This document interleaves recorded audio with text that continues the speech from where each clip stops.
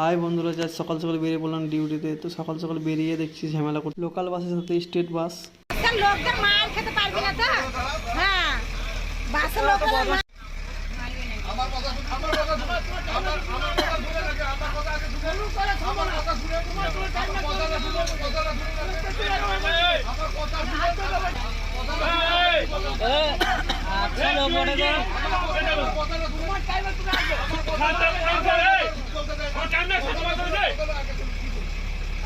এই কোন টাইম এই না চলো আমার টাইম সেট করতে আমার কথা শুনে না তোমার টাইম না কথা বলতে না কিন্তু অনেকক্ষণ চেঁচামেচি করার পর এখন তারপরে বাস ছাড়ছে, লোকাল বাস।